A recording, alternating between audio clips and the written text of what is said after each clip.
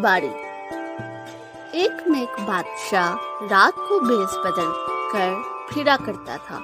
लोगों का असली हाल देखकर जहाँ तक हो सके उनकी तकलीफें दूर कर दिया करे। जाड़े के मौसम में वो एक रात शहर के बाहर किसी वीरान मकान के पास से जा रहा था कि दो आदमियों के बोलने की आवाज आई। कान लगाकर सुना तो एक आदमी कह रहा था, लोग बादशाह को खुदा तरस तो कहते हैं, मगर ये कहाँ की खुदा तरसी है कि वो तो अपने महलों में नरमो गर्म बिस्तरों पर सोए और मुसाफिर जंगल की इन बर्फानी हवाओं में मरे। खुदा की कसम, अगर क़यामत के दिन वो बहशत में भेजा गया तो मैं कभी ना जाने दूंगा। दूसरे ने कहा, हुकूमत ने खुदा तरसी कहा, ये शामियों की बातें हैं।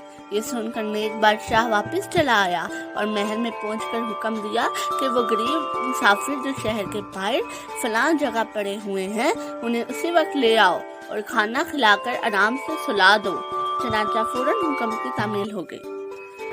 सुबह जब दिन चढ़ा तो बादशाह ने बुलाकर मुसाफिरों से कहा, भाइयों, शहर के बाहर तुम्हें तकलीफ तो जरूर हुई, मगर ये तुम्हारा अपना कसूर था कि 9 बजे रात तक भी शहर में ना आए और दरवाजा बंद हो गया।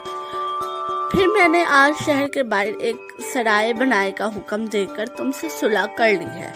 उम्मीद है कि तुम भी अब क़यामत के दिन मुझसे दुश्मनी ना रखोगे। मुसाफिरों ने शर्मिंदगी से सर नीचा कर लिया और बादशाह की नेकी के गीत गाते हुए घरों को चले गए।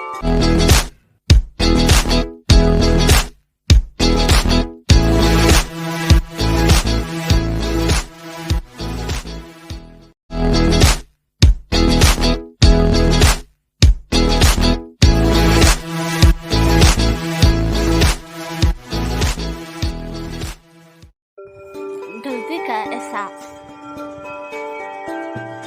इसमें छठी क्लास की तालिबा थी, निहायत ज़हीन और अक्लमंद, हमेशा दूसरों के बारे में अच्छा सोचती और कमजोर तालिबात की मदद करती। इसी के साथ फरवा भी पढ़ती थी, ज़हीन में भी थी और पढ़ाई में भी अच्छी थी, लेकिन वो दूसरों की मदद नहीं करती थी। इसे सिर्फ अपनी पढ़ाई से मतलब था। अस्मा उसकी बड़ी बहन कशफ भी इसे हमेशा समझाती थी कि दूसरों की मदद किया करो, दूसरों की मदद करने से अल्लाह पाक खुश होते हैं, लेकिन वो हर बात को मजाक में डाल देती। एक दिन ऐसा वाकया पेश आया जिससे ये बात फरवा की समझ में आ गई कि वो आज तक गलत करती आई है। इम्तिहान में फरवा के 2 पेपर अच्छे हुए। तीसरे पेपर में वो खूब तैयारी करके स्कूल गई। जब वो पेपर शुरू हुआ तो पता चला कि वो अपना पेन और पेंसिल घर भूल आई है। बहुत परेशान हुई कि वो किसी से मदद भी नहीं मांग सकती, क्योंकि उसने आज तक किसी की मदद नहीं की, इसलिए कौन उसकी मदद करता। वो मिस के डांट से भी डर रही थी। उसकी परेशानी को देखते हुए उसकी हम जमात तलबात इस्मा, इरम और लाइबा ने उसकी मदद करते हुए एक पेन और पेंसिल उसकी तरफ बढ़ा दी। इस वाक्य के बाद वो बहुत ज्यादा शर्मिंदा हुई। उसे ये एहसास हो गया कि किसी की मदद करने से कोई छोटा नहीं होता, बल्कि किसी की मदद करने से दिल को सुकून मिलता है। उसने अपनी हम जमात सहेलियों से अपने रवैये की माफी मांगी और आइंदा सबकी मदद करने का पक्का इरादा किया।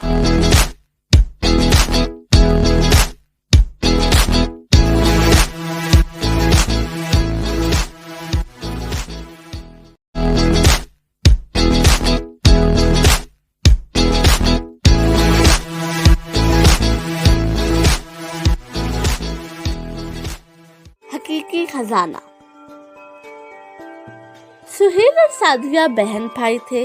सुहेल 9वीं जमात में था और सादिया 11वीं में पढ़ती थी। सुहेल ख्वाबों की दुनिया में रहने वाला लड़का था, जबकि सादिया बहुत समझदार लड़की थी। सुस्त मजाज सुहेल इसी ख्याल में रहता कि किसी दिन कोई बुजुर्ग या कोई पढ़ी किसी खजाने का पता इसे बता देगी और वो दुनिया का अमीर तरीन आदमी बन जाएगा। एक दिन वो बस्ती में से किताबें निकाल रहा था कि एक सुनहरे रंग का प्लास्टिक का एक छोटा सा गुलदान नजर आया, जिसमें फूल की जगह एक कागज लगा हुआ था। वो हैरान था कि गुलदान इसने पहले कभी नहीं देखा। इसने कागज खोलकर देखा, लिखा था, ये बात हमारे इल्म में आई है कि आपको एक खजाना पाना चाहते हैं ताकि आपकी सारी माली मुश्किलात हल हो सके।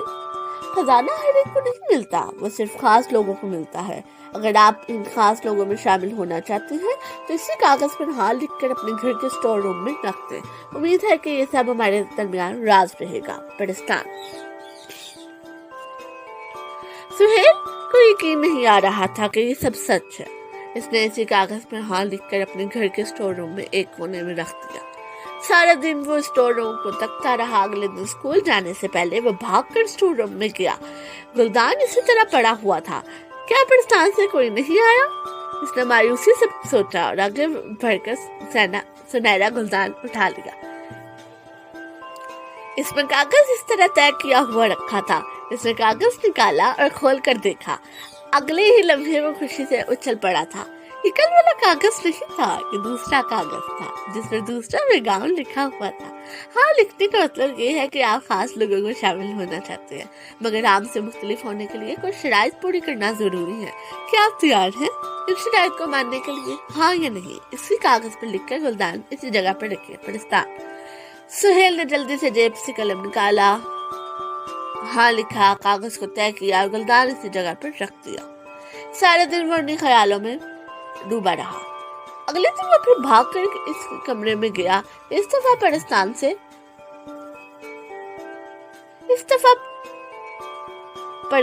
بھیجے گئے خط نے سہیل کو حیران کر دیا تھا۔ خط میں لکھا تھا کہ اگر وہ خاص لوگوں میں شامل ہونا چاہتا ہے تو پہلی شرط یہ تھی کہ اسے محنت کرنا ہوگی، پڑھائی میں دل لگانا ہوگا۔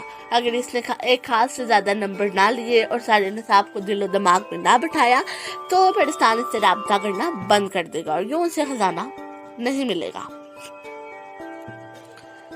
سہیل ششو پنج میں پڑ گیا۔ اسے پہلے پڑھنا اچھا نہیں لگتا تھا اور اب پرستان نے پڑھائی میں محنت کی شرط رکھ دی تھی۔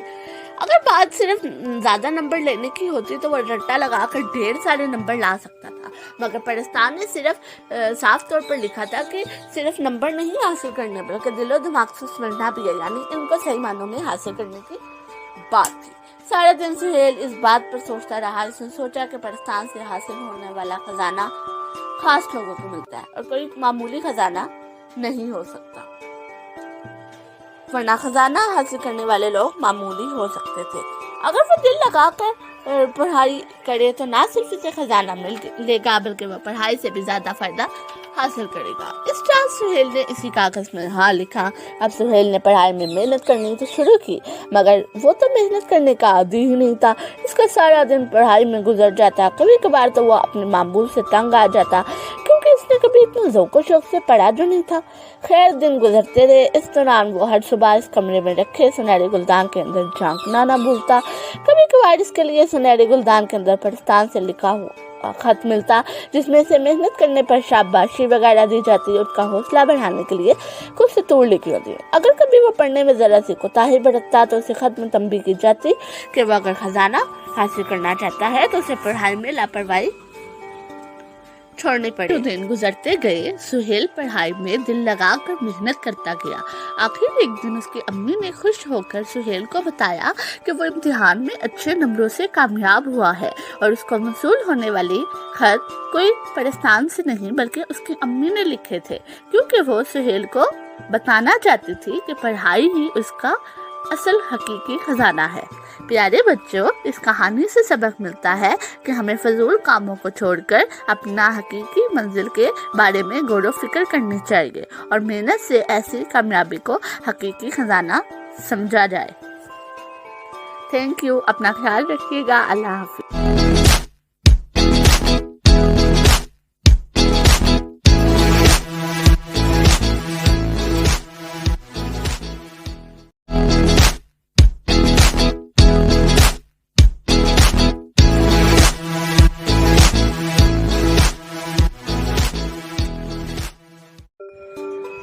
جھوٹے بکھاری۔ گداگری ایک قابل مذمت پیشہ ہے جس کی ممانعت کی گئی ہے۔ اب اس پیشے میں نئے طریقے پیدا کیے گئے ہیں۔ میں آپ کو اپنی زندگی کے 2 سچے واقعات سے آگاہ کرتی ہوں، شاید آپ کسی کے آگے بیوقوف بننے سے بچ جائیں۔ کچھ مہینے پہلے میں بازار سے گھر آ رہی تھی۔ میں ایک رکشہ روک کر بیٹھ گئی۔ 2-3 منٹ کے کے بعد رکشے والا موبائل پر کسی سے باتیں کرنے لگا۔ اس کی باتیں مجھے واضح سنائی دے رہی تھی کہ وہ کہہ رہا تھا، یرا میں بہت سخت پریشان ہوں، بیٹی کے جگر کا آپریشن ہے، ملتان میں پیسہ کم پڑ رہا ہے، سب سے مانگا ہے لیکن کوئی نہیں دے رہا۔ بیٹے نے اپنی موٹر سائیکل بیچ دی ہے لیکن پھر بھی پیسے پورے نہیں ہو رہے۔ یہ سن کر میرے دل میں رحم کے جذبات غالب آ گئے۔ جب رکشا رکا تو میں نے کرائے کے علاوہ 200 روپے مزید دے دیے۔ گھر آ کر میں مطمئن تھی کہ آج بڑے نیکی کا کام کیا ہے۔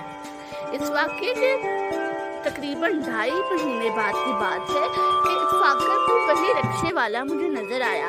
اس بار میں بازار سے گھر آ رہی تھی۔ میں اسی رکشے میں بیٹھ گئی۔ میں نے اسے پہچان لیا تھا لیکن مجھے نہیں پہچان سکا۔ ظاہر ہے اس کے رکشے پر روزانہ کئی لوگ بیٹھتے ہوں گے اور اس بات کو کچھ عرصہ بھی گزر گیا تھا۔ بہرحال 2-3 منٹ بعد رکشے والے نے اپنا موبائل نکالا اور کسی سے بات کرنے لگا۔ میرے دماغ میں جھماکا ہوا اور اس نے انداز سے بالکل وہی باتیں کر رہا تھا، یرا میں بہت پریشان ہوں، بیٹی کا آپریشن ہے، رقم کا انتظام نہ ہوا تو میری بیٹی مر جائے گی، وغیرہ وغیرہ۔ میں فوراً سمجھ گئی کہ یہ آدمی دھوکے باز ہے۔ دل تو چاہا کہ یہیں اس کی بےزتی کروں لیکن تماشا بننے کے خیال سے چپ ہو گئی۔ میں نے فوراً اسے رکشا روکنے کا کہا اور اسے مناسب کرایہ دے کر دوسرے رکشے میں گھر چلے گئی۔ ایک اور واقعہ سنیے۔ بقرہ عید کے موقع پر جب ہمارا بکرا ذبح ہو گیا تو امی نے سارا گوشت ایک بڑے تھال میں رکھوا دیا۔ جو مانگنے والے آتے ہیں امی کو تھال سے گوشت اٹھا کر دے دیتی۔ میں بھی امی کی مدد کر رہی تھی۔ بقرہ عید ایسا موقع ہوتا ہے کہ کسی سوالی کو ٹکرانا برا لگتا ہے۔ کوشش یہی ہوتی ہے کہ زیادہ سے زیادہ غربا اور مستحق لوگوں تک گوشت پہنچ سکے۔ دروازے پر دستک ہوئی ایک عورت سفید سادہ برقعے میں آئی۔ گوشت مانگا، میں نے امی کے ہاتھ سے لے کر اسے دے دیا۔ تقریباً 2 گھنٹے بعد کچھ فقیر عورتیں اکٹھی آ گئیں اور گوشت مانگا۔ ایک عورت کی آواز کچھ جانی پہچانی لگ رہی تھی۔ میں نے کہا تم کو ابھی گوشت لے کر گئی تھی۔ بہرحال کچھ بحث کے بعد ہم نے اسے دوبارہ گوشت دے دیا۔ اسی طرح وہ عورت کچھ دیر بعد کالے برقعے میں آ کے پھر گوشت لے گئی اور ایسے ظاہر کیا جیسے پہلی دفعہ آئی ہو۔ گوشت تو تھا ہی ان لوگوں کے لیے لیکن ایک ہی گھر سے کئی بار گوشت لے جانا درست نہیں لگتا۔ یہ اضافی گوشت کسی اور کی ضرورت مند کے کام آ جاتا۔ صدقہ خیرات اور مال خرچ کرنے سے انکار نہیں، لیکن اگر کوشش کر کے یہ اطمینان کر لیا جائے کہ سوالی واقعی ضرورت مند ہے یا نہیں، اس کی مدد کرنے سے خوشی بھی ہوگی اور ثواب بھی ملے گا۔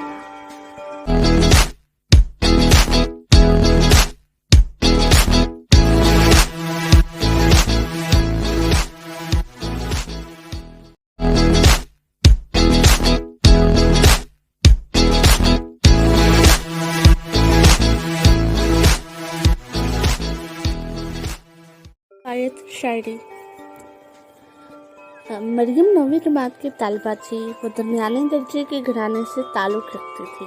پڑھائی میں اچھی ہونے کے ساتھ ساتھ سلیقہ شعار لڑکی بھی تھی، مگر اسے شاہ خرچی کی ایک بہت بری عادت تھی۔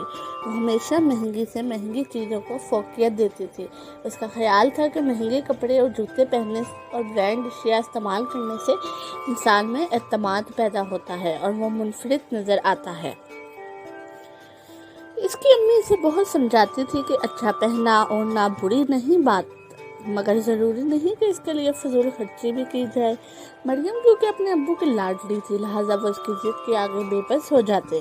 مریم کی تایازاد بہن کی شادی ہونے والی تھی۔ مریم امی کے ساتھ شادی کے لیے کپڑے اور جوتے وغیرہ لینے بازار گئی۔ کپڑے کی دکان پر اس کی امی کو خوبصورت اور نفیس ریشمی کپڑے بہت پسند آئے، مگر مریم نے انہیں نظر انداز کر دیا اور اپنی امی سے دوسری دکان پر چلنے کی ضد کرنے لگی۔ وہ دونوں دکان پر پہنچ گئیں۔ مریم بڑی دکان کے اندر داخل ہوتے ہی کپڑوں کے ڈیزائن دیکھنے لگی۔ کچھ دیر مریم ایک فراک اٹھائے اپنی امی کے پاس آئی۔ اس کی امی فراک کی قیمت 5,000 دیکھ کر حیران رہ گئی، مگر مریم کی ضد تھی کہ اسے وہی فراک لینی تھی۔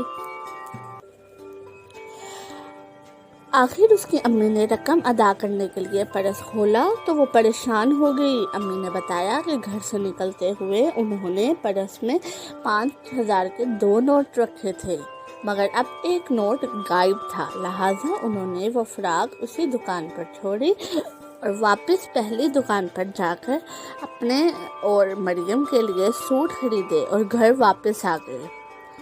سوٹ بہت خوبصورت تھے، مگر مریم کو افسوس تھا کہ وہ مہنگا سوٹ نہ خرید سکی۔ مریم کی امی فوراً اس کے دل کا حال سمجھ گئیں۔ وہ مریم کو سمجھانے لگی، دیکھو بیٹا، ضروری نہیں انسان مہنگے کپڑے پہن کر ہی دلکش لگے، وہ مناسب قیمت میں بھی خود کو سنوار سکتا ہے۔ عام کپڑے کو اس طرح تیار کر کے پہنا کہ وہ دیدہ زیب لگے، یہ ایک فن ہے، اس سے انسان میں اعتماد آتا ہے۔ ہمیں چاہیے کہ کفایت شاعری سے کام لیتے ہوئے مناسب پیسوں میں اچھی چیزیں تلاش کرنے کی کوشش کریں۔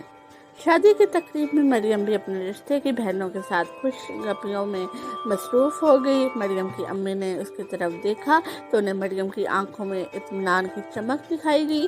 وہ خوش تھی کہ مریم ان کی بات کو مکمل طور پر سمجھ چکی تھی۔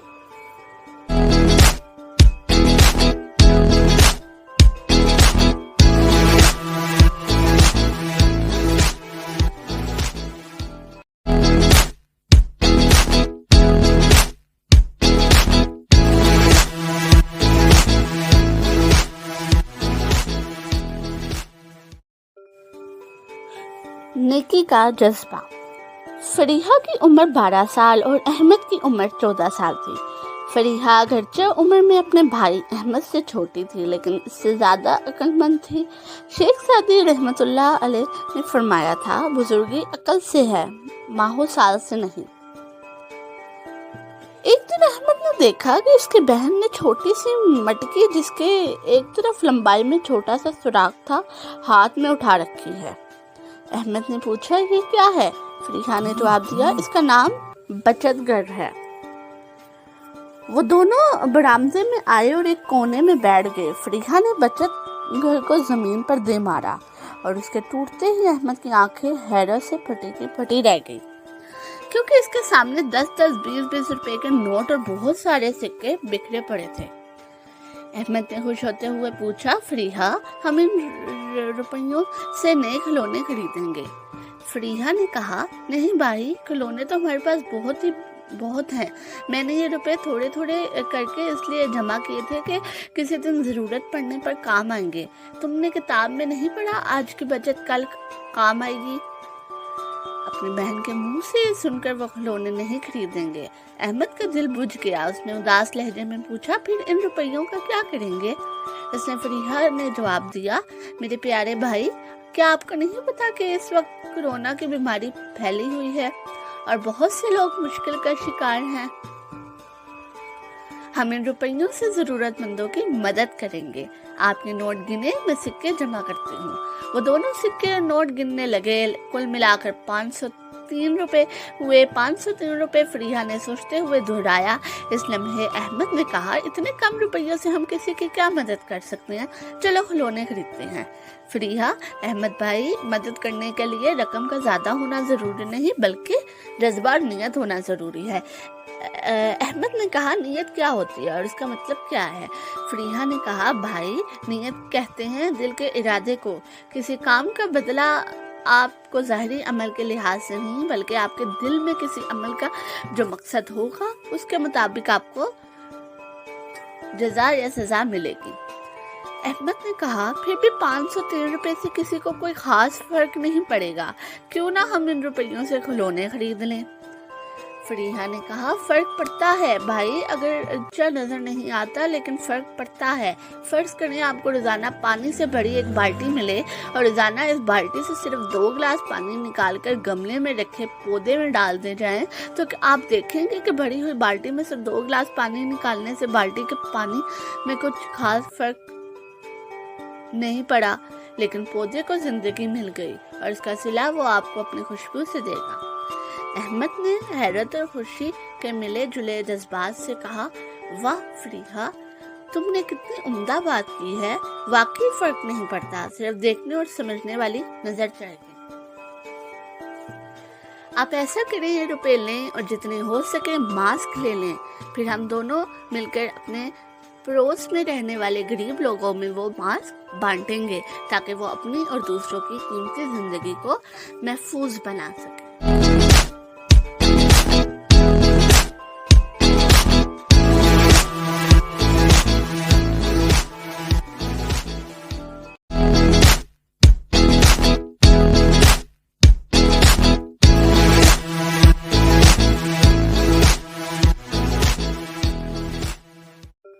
अपनी कुल्हाड़ी अपना पाऊं।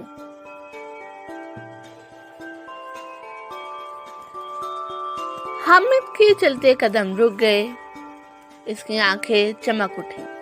इसने चारों तरफ नजरें घुमाकर देखा, ये इत्मीनान कर लेने के बाद कि उसको कोई देख तो नहीं रहा। जल्दी से मास्टर हनीफ के घर के सामने पड़े हुए 1000 रुपए के नोट को उठाकर अपने जेब में ठूंस लिया। एक लम्हे के लिए इसके जमीन ने से झंझोड़ा। बुरी बात है, रास्ते में पड़ी हुई चीज के मालिक नहीं बन जाते, बल्कि मालिक तक तो चीज पहुंचा देते हैं। यकीनन ये मास्टर हनीफ का नोट होगा, इनसे पूछ लूं और साथ ही आसपास के 2-4 घरों से भी मालूम कर लो। जिसका हुआ उस तक पहुंचा दूं, बड़ा सवाब मिलेगा। गर्दन झटक कर वो अपने आप से बोला, वापिस कैसे कर दूं? मैं तो मजे उड़ाऊंगा, बर्गर, समोसे, चाट, दही भल्ले और बहुत सी मजे की चीजें खाऊंगा। आहा, कितना मजा आएगा। मैं इन पैसों से अपने दोस्तों आबिद, शाहिद और कासिम की दावत करूंगा। हम तीनों मुर्गी फ्राई और बिरयानी के मजे उड़ाएंगे। अगर शाहिद ने भी तो 2 महीने पहले हमारी दावत की थी। कई दिनों तक हम तीनों इसकी तारीफें करते नहीं थकते थे और वो था के खुशी से फूला ना समाता था। कितना मजा आएगा जब तीनों दोस्त मेरे भी गुन गाएंगे। इसने अपने जहन में एक मंसूबा बना डाला। अब इसका रुख अपने दोस्तों के घरों की तरफ था।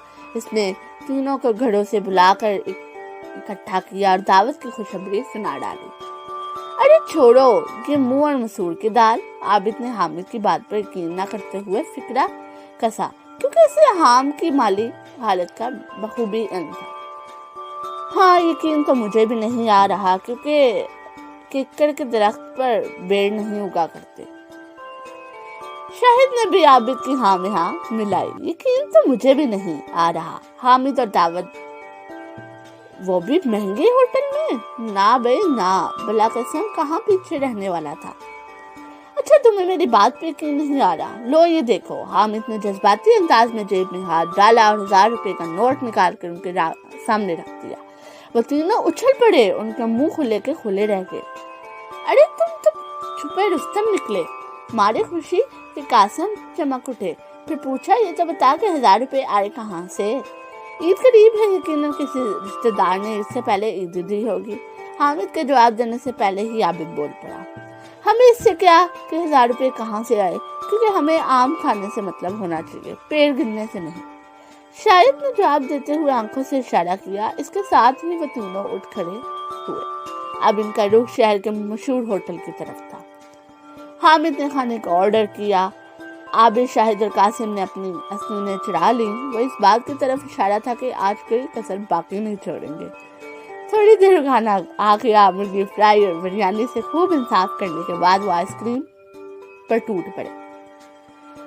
खाने से फारिग होकर जब हामिद ने बिल बनवाया तो पूरे 900 रुपए का बिल बना। दोस्तों की फरमाइश पर 4 ठंडी बोतलें मंगवाकर हिसाब बराबर कर दिया। हामिद शाह को जब ढिकारे लेता हुआ घर में दाखिल हुआ तो अम्मा को देखकर ठटक गया। चरपाई सर हामिद अम्मा गम से नहाल बैठी थी और उनकी आंखों से टप टप आंसू गिर रहे थे। खैर तो है अम्मा, क्या हुआ? वो सचमुच रोहा नशा हो गया। पहले तो अम्मा इसके अचानक आमद से हैरान हुई, फिर खुद को संभाल कर आंसू पूछते हुए बोली, बस बेटा क्या बताऊं, तुझे तो पता ही है घर के हालात का। ईद बिल्कुल करीब है, बस 4 ही दिन बाकी रह गए और हमारे पास कुछ भी नहीं है कि तेरे लिए ईद के नए कपड़े और जूते खरीद लें। आज ही मैंने तेरे अब्बा से कहा कि हमारा एक ही बेटा है, इसके लिए तो नए कपड़ों और जूतों का बंदोबस्त जरूर करें। महीने 2 महीने के लिए किसी से उधार ही ले लें। तुझे तो पता ही है बेटा, तेरे अब्बा को उधार से कितनी नफरत है। उनका कहना है कि आदमी इससे दूसरों की नजरों में गिर जाता है और साथ और साथ ही ये भी उधार चुकाने के लिए पैसे कहाँ से लाए, जबकि यहाँ घर का खर्चा ही पूरा नहीं होता।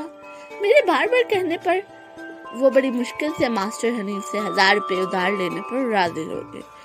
यहाँ तक कहकर अम्मा थोड़ी देर के लिए रुकी और एक ठंडी सांस लेते हुए दोबारा बोली, बेटा, तेरे अब्बा ने मास्टर हनीफ से 1000 रुपए उधार लिए थे, वही कहीं गिर गए क्योंकि उनकी जेब फटी हुई थी और उनका मालूम नहीं था। कह रहे थे कि 1000 का बंधा हुआ नोट दिया था मास्टर हनीफ ने, बाद में वहां जाकर वो ढूंढा मगर रुपए ना मिले। बस बेटे, अब हम तेरे लिए ईद के नए कपड़े और जूतों का बंदोबस्त नहीं कर सकते, अम्मा ने आखिरी जुमला बड़े दर्द भरे लहजे में कहा था जो हामिद पर बिजली बनकर गिरा। अब इसे पता चला कि जो 1000 रुपए इसने दोस्तों के साथ मिलकर खर्च किए थे वो इसके अपने ही थे, यानी अपनी कुल्हाड़ी खुद अपने पाँव पर मारी थी। ये जानकर वो पछताने लगा और तसव्वुर में अपने आप को पुराने कपड़ों और जूतों में ईद की नमाज पढ़ने के लिए जाता हुआ देखने लगा।